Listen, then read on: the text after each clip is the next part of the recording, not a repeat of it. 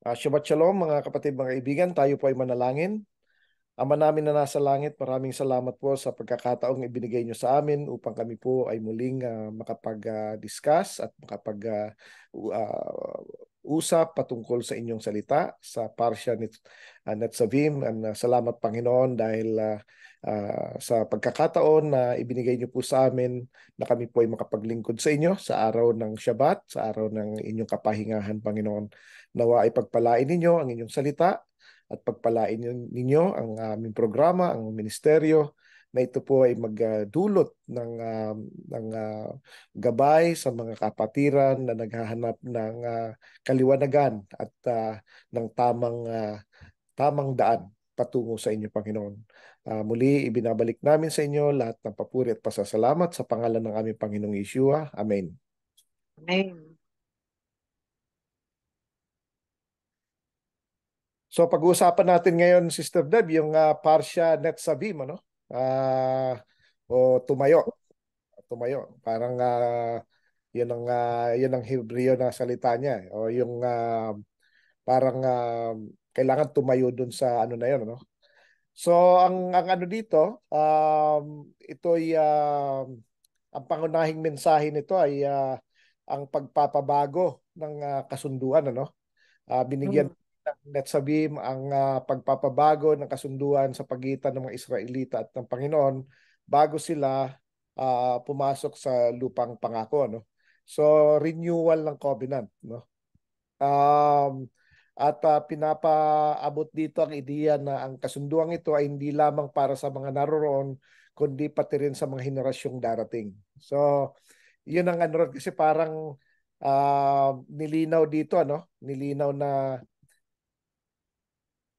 dito na ni Moses at ng Panginoon na rin, ano, na ang kasunduan na ito sa pagitan ng Panginoon at ng mga Israelita ay hindi lang para doon sa present generation, kundi pati yung mga darating. Actually, Kasama tayo doon. pa tayo doon, Sister Deb. Kasi ang sabi ng Panginoon nga, Panginoong Yeshua, sabi niya, ang meron akong mga tupa na hindi lang dito sa ano na to, sa lugar na to, kundi sa ibang lugar. At sila'y pagsasamahin ko at sila'y magiging isang flock na lang, ano. So yun yung Mm. sinasabi, ano. Na kaya napakaganda nito, Sister Deb, kasi it's an encouragement, bagamat ay binabasa natin ang isang 3,500-year-old na pangako, no, na covenant, na agreement, ano. Ah, pero kasama pa pala tayo ron. So ibig sabihin, hindi lang natin binabasa ito kundi tayo ay pwedeng sumali. Yan ang sabi, no. At Yan. saka Brad, isang malaking ebidensya ito na kasama talaga tayo doon pag nananampalataya tayo sa Diyos ni Abraham, ni Isaac at ni Jacob, Yan, oh. the So God of Israel. yan yung ano na yun, ano. At nakakasama tayo dito dahil sa Panginoong Yeshua. Siya yung ano tulay eh, no? Siya yung shepherd, ano, natin, ano. So ang mga ano mga parte ng parsya na ito ay ang unang-una ay yung paggawa at responsibilidad. So hindi lang puro pananampalataya, hindi lang puro salita, no? Hindi puro damdamin, anong feelings, gano'n. Kundi gagawa. Meron tayong action. No? May call to action, ano? Saka may responsibilidad din. Hindi lang basta nakisali lang tayo, sinali tayo, tapos wala na tayong gagawin, ano? Ito ay kailangan may gagawin tayo at nag-uumpisa ang bahagi na kailangan tayo ay unang-una pipiliin natin yung daan, ano? Um, at ito nga ay yung pagsunod sa utos ng Panginoon, ano. Kapag pinili natin ng hindi, hindi rin tayo kasali sa sa sa covenant, no. Kaya binigyang diin dito na may personal na responsibilidad ang mga tao sa pagpapasya. So dito pinapipili sila at tayo rin kung anong pipiliin natin. Life or death, you know. Kaya ang Panginoong Yeshua, sabi rin niya yan eh. Sabi niya, piliin daw natin ang makipot na daan. Dahil malawak daw ang daan patungo sa kapahamakan at marami ang mapupunta roon. Ngunit yung makipot na daan ay bibihira lang nakakita dahil mahirap hanapin ito. Pero yun daw ang pagsumikapan natin. So, yun yung binibigay sa atin, ano? At ang isang puntos dito, Sister Deb, sa NetSabi, no, ay yung pagbabalik at pagsisisi. No? Ah, sakto, Sister Deb, kasi itong panahon na ito, mula sa first day ng 6th month ng Hebrew calendar, which is around August 15, up to 25, no? So bali 40 days of ano ito yung tinatawag na Teshuvah, no? Yun yung 40 days of repentance, no? So dito, kung maalala natin ang mensahe ni John the Baptist, kasi itong panahon nito nagpipreach si John the Baptist ayon sa ano, no? Kasi ang tema ng Teshuvah is repentance. Sabi niya, repent for the kingdom of God is at hand. Sabi niya, no? At yun din ang ginawa ng Panginoong Yeshua, after niyang um, magpupunta sa wilderness at tuksuhin ng diablo, nag-preach din siya ng the same message, no? So dito ay pinababalik tayo. Pinababalik at dapat daw magsisi tayo sa ating mga kasalanan.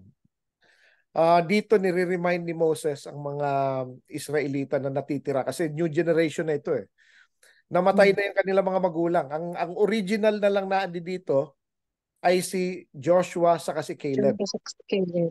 Dalawa na lang silang original, patay na lahat kasi nga naging matigas ang ulo nila, hindi sila naniwala na sila ay makakapasok sa promised land, hindi nga nila nakuha, no? Dito ay nire-remind ni Moses kasi maski si Moses hindi rin makakapasok eh. So talaga naghahagubili na si Moses. Kung matatanda natin, nabanggit ko na ito, na ang Deuteronomy ay yung last 40 days. Last 40 days ni Moses yan. Sa ano kaya sinasummarize na niya, nagmamadali na siyang bigyan ng hagubili ng mga tao, no? So dapat daw ay bumalik at magsisi, no? So binanggit sa Netzavim ang posibilidad ng pagpapalayas at ang pagkasunod-sunod na pagbabalik ng mga Israelita sa Panginoon, no? Sa pamamagitan ng pagsisisi. So ang mangyayari sa kanila, binigyan na sila ng propesiya na sila ay ma-exile. Papalayasin sila sa land of promise, sa Canaan, dahil nga sa kasalanan. Pero pag sila ay nagsisi at nanumbalik sa Panginoon, babalik ulit sila. Ganun ang nangyari noong exile nila sa Babylonia. Tapos after 70 years, nakabalik sila dahil nagsisi sila. So nanatili sila doon for a couple of 100 years until sila na naman ay nagkasala ulit at pinalaya sila ng medyo matagal-tagal, mga halos 2,000 years, Sister Deb, no? At naibalik sila noong 1948. So yan ang nangyari, ano? So dapat tayo ay magbalik loob at magsisi, no? Para patawarin tayo ng Panginoon. Kasi kung hindi, hindi rin tayo patatawarin, ano? Tapos, baka mahuli ang lahat. pag nahuli ang lahat, Bago mahuli ang lahat. bago mahuli ang lahat, dahil pag nahuli na, wala na. Too late. Oo. Kung maalala So, natin, Brad, isang maliwanag ito na kapahayagan na nire-require talaga ng Panginoon na at this time, kailangan nating magsisi sa ating mga kasalanan. Yearly ito ginagawa para parang uniform siya na sabay-sabay lahat na nagtitisuba. Yan, no. Yan ang kasi darating ang panahon, Sister Deb, na pagbalik ng Panginoon, lahat ng mga lahat ng mga buhay during that time na mananampalataya, mga Hudyo at mga mananampalataya, makikita ang Panginoon at sabay-sabay din magsisisi. So, bago pa mangyari yung punishment bago pa mangyari yun, ano, magsisi na tayo. Bago mauli ang At lahat, saka, magsisi hindi na. lang ito yung pagsisisi, kundi parang nakita din natin, pinapakita din sa atin dito yung practice na hindi natin dapat kalimutan kasi ito pa rin yung mangyayari sa hinaharap upang maging handang-handa tayo na makaharap ang ating Panginoon. Tama yan. Hanggang sa pagdating nung ano, kaya nga kasunod, di ba kasunod dito yung Feast of Tabernacle? Yeah, Feast of Saan? Trumpet, tapos Feast of Handa-handa na Day of tayo Atonement, pagdating na tapos pagbaba niya. Trumpet. Yan, no. Kasi hindi po kaaya-aya sa Panginoon na hindi tayo Tayo malinis sa nakahanda. dapat Oh, handa tayo. it's about all prepared, preparation. Ayaw ng Panginoon ng hindi tayo nakabihis ng hindi pangkasal, no? Ayos. Yung May cloth of dress righteousness. code. May Dress dress code, code no? ba? May dress code. Ang dress code niya ay yung righteousness. Yung ang Torah, Righteousness. right? Which, Yan, ang simbolo niya, yung puting damit. puting damit. Yan yung At ah, sabi niya, bibihisan niya tayo ng puting damit. yan. So This ang is this righteousness. sabi sa Deuteronomy 6:25, ito ang this is our righteousness when we keep his commandments, which is yung Torah, the words of this Torah, no? So ito yung mga binibigay niya, no? So dito rin sa Netzavim, no, ay binanggit dito ang mga pagpapala at sumpa. Dito dinescribe na talaga in details lahat ng mga pagpapala at lahat ng sumpa kapag tayo Sumpa. ay hindi sumunod, no? So naglalaman ng Netzabim ng isang listahan ng mga pagpapala para sa pagsunod at sa mga sumpa para sa pagsuway ng mga utos ng Panginoon, ano? At ito ay naglilingkod bilang babala at pampalakas loob na sundan ang mga kagustuhan ng Panginoon. Kasi pag hindi, ay may kalalagyan talaga tayo na ayaw natin yan, ano? So, ayaw din ng Panginoon. Kaya nga sabi niya, ang patience niya ay mahaba talaga eh. Kasi ayaw niya nga na may maparusahan. Pero kahit gaano kahaba, may hangganan pa rin. At yun ang ano, no? Yun ang problema. So, kailangan sumunod tayo sa utos ng Panginoon. Ngayon pa lang magsisi tayo bago mauli ang lahat, ano? Tapos dito rin sa Netzavim ay makikita natin dito walang hanggang kalikasan ng kasunduan, no? Ah so hindi walang ending ang ano covenant nung mga nasa covenant, no? So hindi lahat, tandaan po natin, hindi lahat ay kasali sa covenant. Yung mga tanging sumusunod lamang sa sa Torah ng Panginoon, ano. So dito, no, ay napakahalaga ng kasunduan, no, yung covenant na tinatawag, ano, sa pamamagitan ng mga Israelita at ng ating Panginoon, ano, at pinagbibigyang diin ang pagpili, ang responsibilidad at walang hanggang kalikasan ng relasyon, no, natin sa Panginoon, ano. Kailangan lagi tayong sumusunod sa mga utos ng Panginoon kasi pag hindi ay talaga namang ano hindi maganda, no. Dahil mapaparusahan talaga tayo kahit ayaw ng Panginoon. Dito rin Sister Deb, makikita yung mga fundamental na prinsipyo ng pananampalataya ng biblical Judaism, ano. Yan po ang relihiyon ng sa Biblia. So yan din ang relihiyon ng Panginoong Yeshua, no, yung biblical Judaism, yung nasa Bible. So, yun ang ano, no. So dito pinapakita dito yung pagkakaisa ng Israel, no. Ang sinasabi dito na sa panahon na yon nung tinawag ni Moses, pinatayo ng Panginoon ang lahat ng mga kapitan nila, ng mga tribo, mga elders, mga officers, saka mga lalaki, mga representative ng Israel. Pero this time kasali pati mga anak nila, maliliit, yung mga asawa nila. At dito, Sister Deb, pati yung mga strangers, yung mga goyim o yung mga hindi Israelitas. Pero sumama sa paglikas o Sabihin, mga dayo sila na naki umpisa na sa ano nila, Nakisama. community. Katulad ni Caleb, kasama si Caleb dito. Hindi siya kasi Israelita, Sister Dev eh. So yan ang una, no, na may pagkakaisa ang Israel, no. Tapos dito rin pinapakita na merong kaligtasan o pagliligtas sa future, no.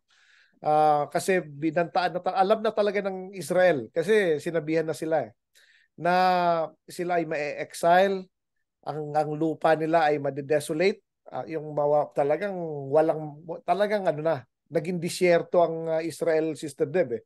Kung matatanda natin, 'di ba? Napaka ganda pa ng lupa kasi nung nagdala pa sila ng mga grapes, mga pomegranate, mga figs, 'di ba? Na hindi kaya ng isang tao lang eh, no? Isang sanga lang ang bigat. 2 tao nagdala, ganun kalaki, ganun kahig. So maganda pa lupa noon, pero dumating sa panahon, Sister Dab, na ano na yan eh. Talagang disyerto na, wala na. Wala nang mataniman, ano? So, alam nila yon at dumating din sa panahon na nakabalik sila. At ngayon, Sister Dab, pag pumunta ka na Israel, may mga yung pati mga puno na sa tropical countries lang na pwede tumubo. Meron sila saging, pinya. Yung, hindi, Napaka-advance ng agriculture ng Israel. yan, no? Kasi binigyan sila ng Panginoon ng talino dahil sila ay sumusunod sa utos ng Panginoon sa Torah, no? Ngayon, ang sinasabi naman ng iba, hindi naman sila sumusunod kay Kristo. Hindi nila nire-recognize si Yeshua o si Jesus o si Kristo. Ganito po yan. Sabi ng Panginoon, sabi ni Yeshua mismo, ng ating Panginoon, sa John 14:21, kung sino man ang nagtatago ng aking mga kautusan at ginagawa ito, sila ang tunay na nagmamahal sa akin. At ang nagmamahal sa akin ay mamahalin ng aking Ama at mamahalin ko rin at ihahayag ko ang sarili ko sa kanila. So ibig sabihin, uh, ang ibig Ano, sabihin nito, darating din ang panahon dahil ginagawa nila ang Torah, darating din ang panahon na makikilala nila Panginoong Yeshua. yes, tama. Kaya ang Tapos importante, Brad, go ahead. Uh, tingnan din natin yung mga lahat ng nakakilala kay Jesus or kay Yeshua. Kapag hindi nila tinutupad yung mga utos niya, hanggang pagkilala lang, baliwala din. Totoo yan, Sister Diba? Dan, kasi nabanggit yan. So mas mabigat pa yung, mas strong pa yung pananampalataya na sumusunod kesa dun sa nakakakilala sa pangalan pero walang pagsunod.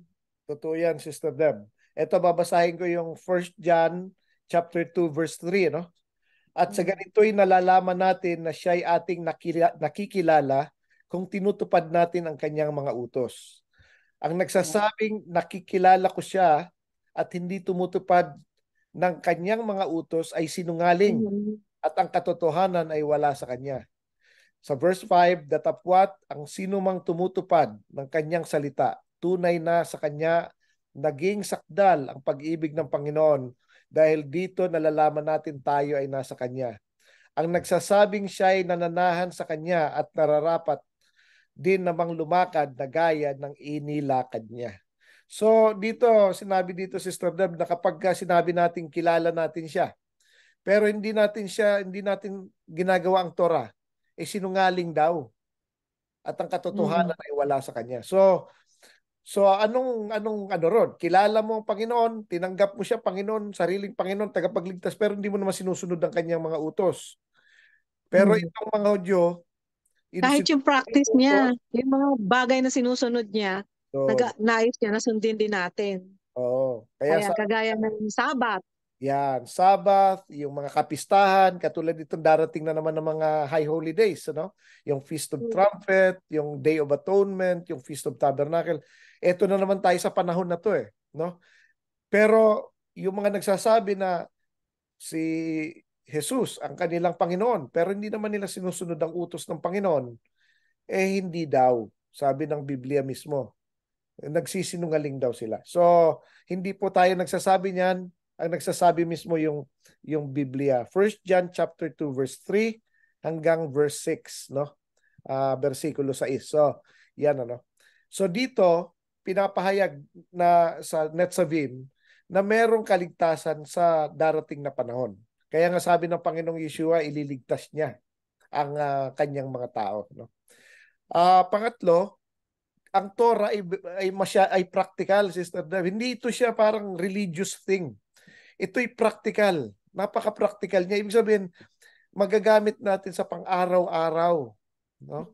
Hindi ito yung parang tipong pang ano lang, pang Shabbat lang, pang Saturday lang o pang religious rites lang, hindi po, no? Talagang magiging lifestyle mo na siya. Lifestyle ito, Sister Deb. Kaya Kanyang Torah. mas madali siyang gawin kasi lifestyle na eh. Parang yun na mismong ginagawa mo araw-araw. Normal na sa mga masunurin. Yan, no? Normal na buhay ng mga masunurin. Oo. Ikaw ba, Sister Deb, nahihirapan ka bang sundin yung mga utos ng Panginoon?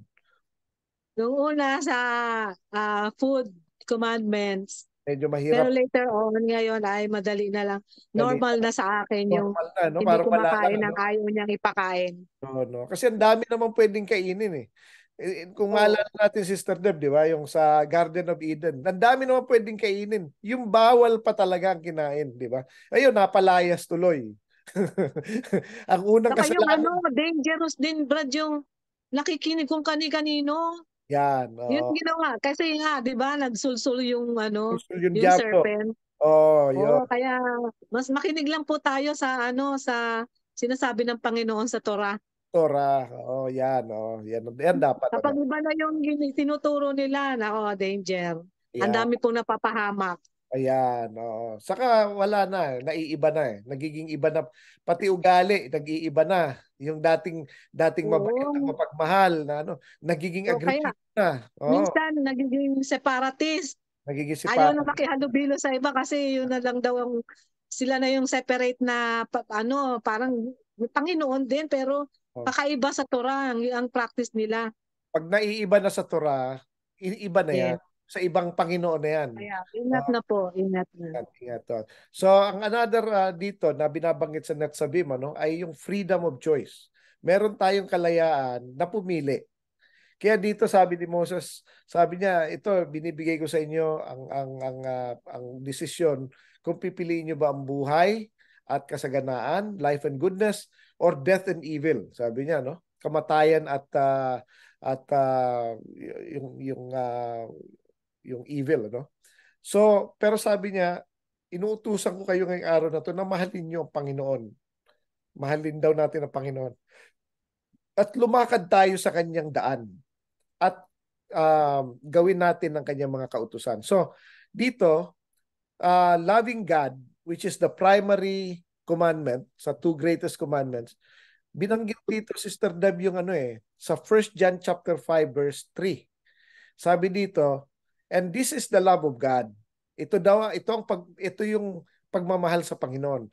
Kapag ginawa natin ang kanyang mga utos, ang kanyang Torah. Oh. At ang kanyang mga utos ay hindi mahirap gawin. Yun ang sabi, no? 1 John chapter 5 verse 3, no? So sabi ni Moses, piliin nyo ang Panginoon, na mahalin nyo ang Panginoon. Lumakad kayo sa kanyang daan, no? Gawin ninyo ang kanyang mga utos. Ngayon, sabi niya, buhay o kamatayan ay nandiyan sa inyo, blessing or curse. Pero sabi niya, piliin nyo naman yung buhay. So, nagsasuggest na si Moses. Wag namang, ito actually, Sister Deb, nabanggit ko ito sa Seven Laws of Paul, yung pitong utos ni Pablo, na nag-aaway ang batas ng isip at ang batas ng kasalanan. Law of sin sa law of mind. Ano? Ang law of mind, inisip niya, maganda ang utos ng Panginoon. Talagang maganda ito, banal, maganda pero hindi niya magawa. Ang susunod niya yung law of sin. Na kung saan masarap kumain ng baboy, masarap kumain ng ganito, masarap mamasyal at imbis na sumunod sa Shabbat ay ibang araw ang ginagawa, no? So, Okay, kung kailan yung araw na gusto nila. kailan nila gusto. So, kasi nga, naglalaban yung love mind sa Isip. sin, ano? Ang isip Mm. tsaka yung flesh, ano? So dito may freedom tayo, hindi tayo pinipuwersa, no? 'Yun ang ano ron, ano? So makikita natin na yan yung mga binibigay sa atin. So dapat talaga ay manatili tayo sa kasunduan, yung covenant, ano? Ang covenant, Sister Deb, ito ay may laman. Hindi basta dapat pag may covenant, merong condition. Di ba? Wala namang covenant na walang condition. Ang condition ng Parang covenant ay kasunduan na kasunduan may pirmahan. na may pirmahan, may mga nakalagay doon, di ba? May mga conditions, anong responsibilidad ng bawat isa, di ba? Ang Tapos responsibilidad, nakalagay din doon yung pag dito nasunod, ganito ang oh, mangyayari. ito ang mangyayari, may kaparusahan. Oo. Oh. So Pareho din yan sa batas natin. pag Sa mga nag-usap yung dalawa, mayroong agreement, gumagawa ng kontrata. kontrata. Oh. Wala namang kontrata na walang laman. Ano doon parang Baka walang pirmahan. dapat meron, di ba? So dito, sabi doon dapat pag pumasok tayo sa usapan, sa covenant. So ang tao tinanggap ang Panginoong Jesus o Yeshua bilang sariling Panginoon at tagapagligtas. Pumasok ka na sa covenant eh. Yun Mm. eh. Pero ngayon dapat para manatili ka sa covenant, ay gawin mo yung commandments niya, yung agreement. Or alamin at basahin ang kanyang Basahin mo mga agreement, panukala. pumirma ka Diba? tapos ngayon susundin mo 'yon, no? So dapat susundin 'yon. So ah, hindi lang basta hindi lang basta ikikip natin ang commandments, kundi dapat gagawin natin ang mga commandments, no? At dahil dito, tayo raw ay pagpapalain. Yan, ano? Minsan gusto ng tao yung pagpapala lang eh. Oo. Mm. Pero Yung ah, obligasyon. Ay, yung yung obligasyon. obligasyon Yung ayaw. obligasyong sumunod, Oo. wala. Yun ang problema eh. Kaya ano eh, actually may sinabi ang Panginoong Yeshua sa ano eh. Sabi niya, magkakano daw? How much will a person pay for his soul? Yun ang ano. Tapos binanggit din niya, sabi niya, what profits a man if he gains the whole world and yet loses his own soul? So dalawa yun eh. Mm. Nag-gain mo yung buong mundo, yumaman ka, sikat ka and everything, pero wala na yung na-lose mo yung kaluluwa mo. Ang next na question is, magkakano mo willing bilhin ang kaligtasan mo? Eh, ang gusto ng iba, libre. Pero hindi po yan libre. Kasi kung libre, hindi sana nagtanong ang Panginoon, di ba? So, yan po ang problema. May condition po yon. Ang condition ay manatili tayo sa usapan at gawin natin ang kasunduan, which is keeping the commandments. Yun ang usapan doon eh. No? Ah, tapos dito sa covenant, ano, sa kasunduan, dapat daw tumayo tayo sa side ng Panginoon. Mm. We have to be on the Lord's side. Hindi doon sa side ng mundo. Kasi sabi nga eh, kapag kaibigan daw natin ng mundo, ay kalaban natin ng Panginoon. So, pag kinaibigan natin ng mundo, galit tayo sa Panginoon. Dapat nasa side tayo ng Panginoon, no? Huwag sa mundo. So kasi uh, hindi ano 'yon eh. Ang mundo ay ibang pangako nila, very temporary, no?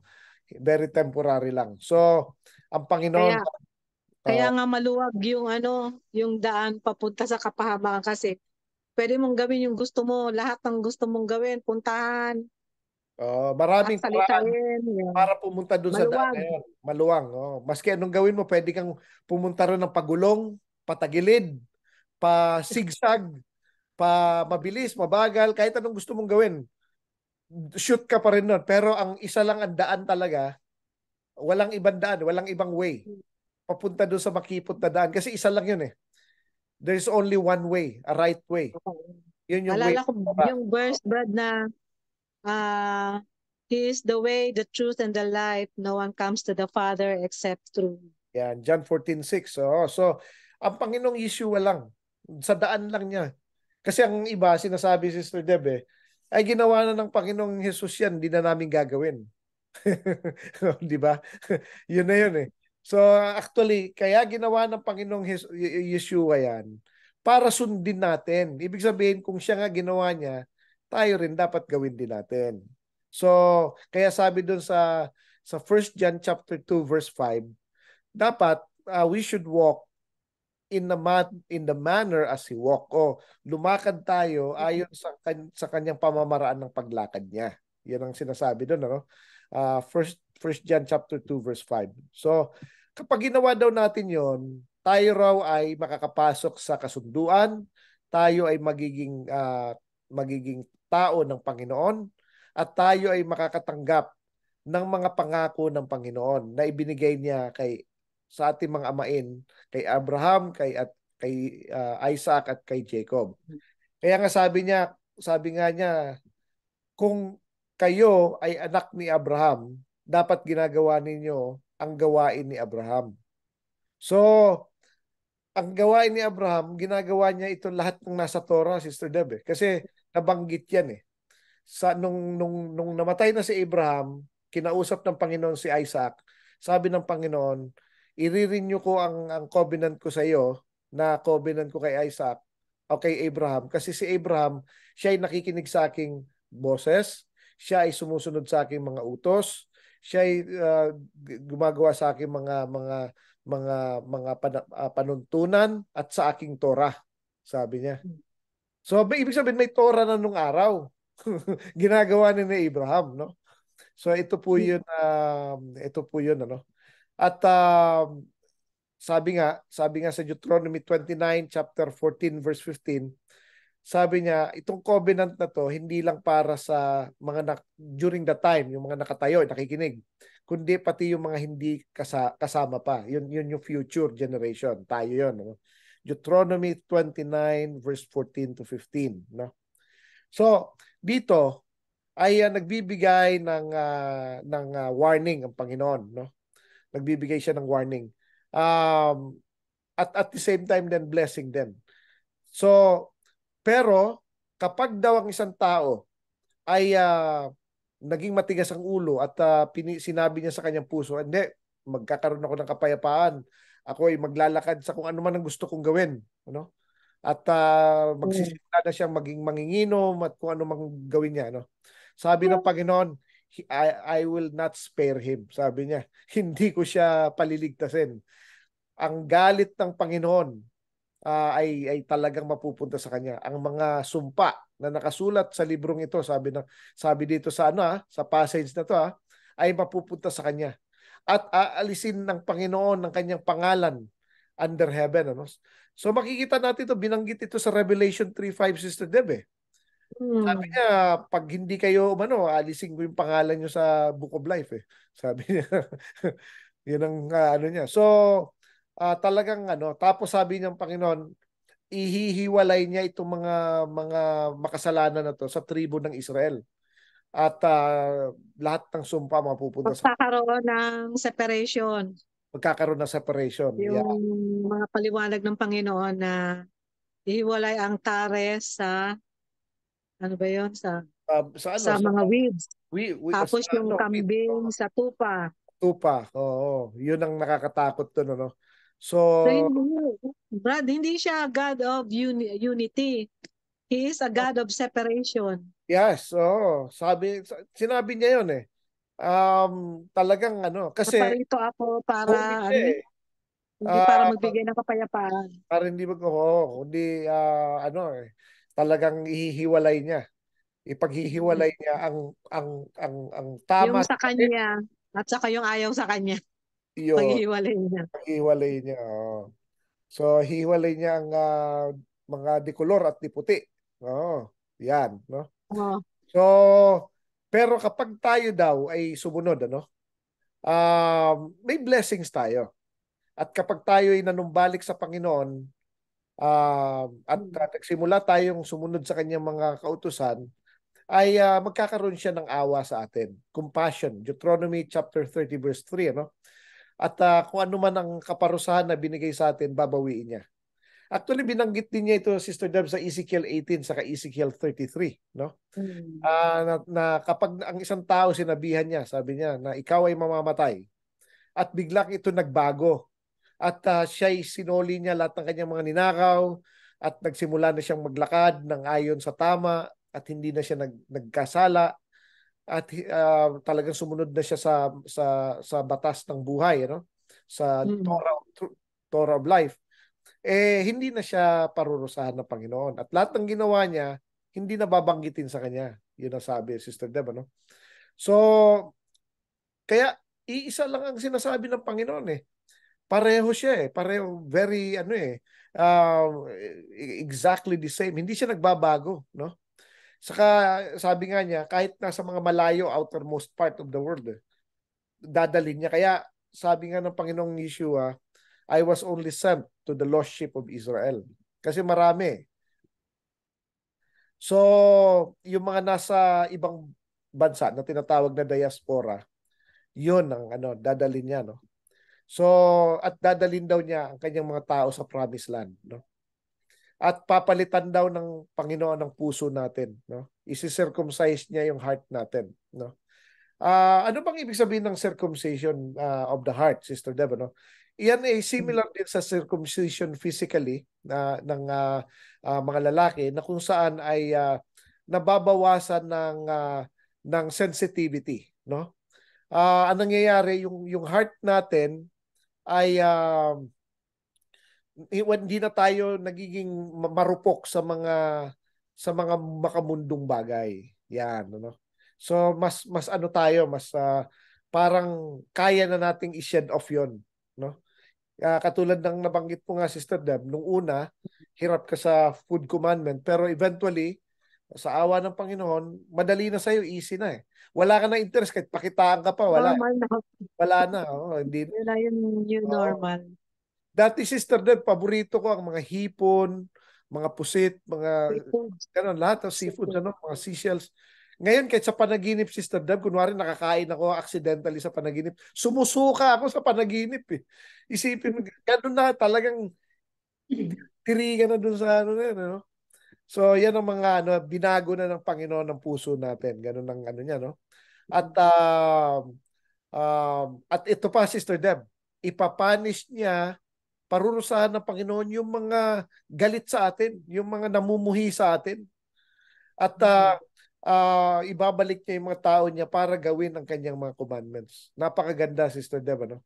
So, at i-bless daw ng Panginoon, ayon sa Deuteronomy chapter 30 verse 9, i-bless niya ang kanyang mga tao na obedient sa kanya. At ang blessing sa Deuteronomy chapter 30 verse 10 ay conditional sa pagsunod. Sabi niya, if you shall hearken unto the voice of the Lord your God to keep His commandment and His statutes. May word na if eh. So, then blessings will come, ano? Yun ang sinasabi ron, ano? Kaya napakaganda. Napakaganda. So, walang wala wa, walang kwenta ang mag-violate sa commandment ng Panginoon eh. Kundi puro lang yan eh. Pahirap at sakit at punishment ang mangyayari diyan. Pero kapag tayo ay sumusunod sa utos ng Panginoon, ay ang dami, blessings, talagang protection, pati kaaway natin, kaaway na rin ng Panginoon. Yung umaaway pala sa atin, hindi tayo makikipag-away. Dahil tayo mahal natin ang ating Kasi kaaway. love your enemy. Love your enemies and pray for those who persecute you, sabi ng Ibig Panginoon. sabihin ng love your enemy, huwag mo silang papatulan, deadma mo na lang sila. Yes, saka Hindi gagawin ka mo pa rin ang gaganti. commandments. Oh, gagawin mo pa rin ang commandments para sa kanila. No. Pero ang sinasabi dito, yung namumuhi sa atin, parurusahan ng Panginoon. Hindi yung kagalit natin, kundi yung galit sa atin. Hindi yung kagalit natin. Kasi sabi ng Panginoon, dapat wala tayong kagalit eh. Pero maski binabati na natin sila, pero sila ay galit pa rin sa atin, ay may kalalagyan. Ano? Pero iyan ay provided na tayo'y sumusunod sa utos ng Panginoon. So, yan, Sister Deb, ano? May oras pa ba tayo? Meron pa. May konti pa, oh. So, Yung oh, ah, pinaka gustong-gusto ko dito na kapahayagan sa Torah portion ngayon ay yung kapahayagan na yung lahat ng mga kautusan dito ay hindi lang para sa kanila, sa Israelita, hindi lang para sa ngayon, sa nakaraan, sa ngayon, kundi sa future. At yung pala ay kasama tayong lahat na pinagbibili na sumunod tayo sa ating Panginoon. yun, napakaganda, no? Pwede tayo pala makisali. Kahit ito ay 3,500 years old, Oo, kahit ibinigay sa Israel. binigay sa Kaya Israel. maraming Kasama pa nasabi, rin hindi tayo. naman tayo Jew, hindi naman tayo Israel. Oo, Well, ang Diyos na ang Diyos ay unang nagpakilala sa lahi ni Adam hanggang sa lahi ni Jacob na kay Israel. kaya lang Kaya naman sabi ni Sister Deb, dahil yung mga amain nila sumunod sa sa Torah. So kung tayo susunod din sa Torah, edi makakasali rin tayo. masali pala. Yun pala ang parang entrance sa kanyang kingdom. Yan. Oh. Yung parang ticket natin ay yung Oh, sundin natin yung utos niya. oh. Napakasimple lang po. Yun nga ang ano, So, Sister Deb, kasi yung iba, pag gagamit tayo ng mga software or kahit ano, di ba? Sa phone, mm, may conditions dun eh. Nag-a-agree may tayo. mga guidelines. May So, guidelines. So bakit pagpapasok tayo sa kingdom ng Panginoon, ba't ayaw natin sumunod?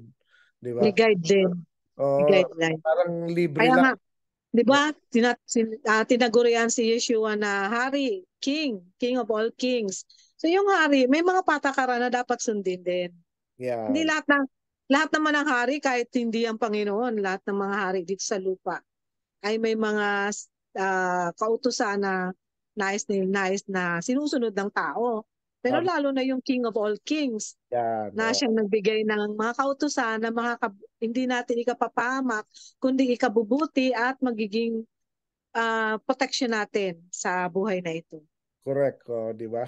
So napakaganda talaga ng nasabi na Sister Deb. So tayo'y tumayo sa tamang daan, sa tamang ano, piliin natin yung tama, yung pagsunod sa utos ng Panginoon. Oo. Yung original na mga salita ng Panginoon. Yan. Okay, so balik natin kay Brother Richard para sa closing prayer. Okay, tayo po ay manalangin. Ama namin na nasa langit, maraming salamat po sa pagkakataong muli na binigay niyo sa amin upang kami po ay makapag-usap ng inyong parsya at mai-share sa mga kapatiran sa pamamagitan ng radyo ang inyong salita na parsya at savim. Na nawa Panginoon, ito'y magbigay sa amin ng paalala na kami po ay sumunod sa inyong kautusan at piliin namin ang buhay, life and blessing rather than death and curse. Panginoon, tulungan niyo po ang bawat isa sa amin na sumunod at lumakad ayon sa inyong kautusan. Muli, Panginoon, ay pagpalain niyo inyong salita at pagyamanin niyo po ito sa puso ng bawat isa. At nawa ay makasunod po kami sa araw-araw. At muli, Panginoon, ibinibigay namin sa inyo lahat ng papuri at pasasalamat sa pangalan ng aming Panginoong Yeshua. Amen. Amen. So, Shabbat Shalom. Shalom, Brad.